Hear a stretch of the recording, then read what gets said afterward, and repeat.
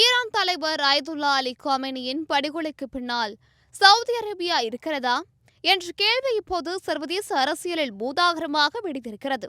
America மற்றும் Israel இணைந்து நடத்திய தாக்குதலில் காமெனி கொல்லப்பட்டாலும் அதற்கான தூண்டுதல் எங்கிருந்து வந்தது என்ற திடுக்கிடும் தகவல் இப்போது வெளியாகியுள்ளது. அமெரிக்காவின் பிரபல பத்திரிகையான வாஷிங்டன் போஸ்ட் வெளியிட்டுள்ள தகவலின்படி, சவுதி இளவரசர் முகமது பின் சல்மான் கடந்த ஒரு மாதமாகவே அமெரிக்க அதிபர் டொனால்ட் ட்ரம்பிடம் ரகசியமாக தொலைபேசியில் பேசி வந்ததாக கூறப்படுகிறது. வெளியுலகிற்கு ஈரான் விவகாரத்தில் அமைதியான முறையில் தீர்வு காண வேண்டும் என்று சவுதி அரேபியா கூறி வந்தாலும், திரைக்கு பின்னால் ஈரான் மீது தாக்குதல் நடத்துங்கள் என்று ட்ரம்புக்கு சவுதி இளவரசர் தொடர்ந்து அழுத்தம் கொடுத்ததாக அந்த செய்தியில் குறிப்பிடப்பட்டுள்ளது.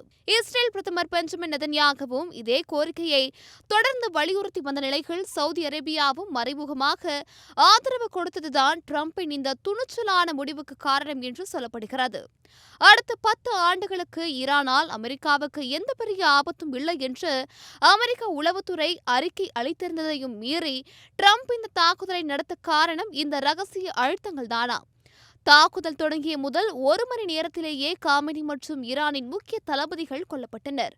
90 கோடி மக்கள் தொகை கொண்ட ஒரு நாட்டின் ஆட்சியை கலைக்க அமெரிக்கா வகுத்த மிகப்பெரிய வியூகம் இது. தாக்குதல் நடந்த சமயத்தில் வீடியோ ஒன்றை வெளியிட்ட ட்ரம்ப், வேற எந்த அமெரிக்க அதிபரும் செய்ய துணியாத ஒரு காரியத்தை நான் செய்திருக்கிறேன் என்று பெருமையுடன் கூறியிருந்தார்.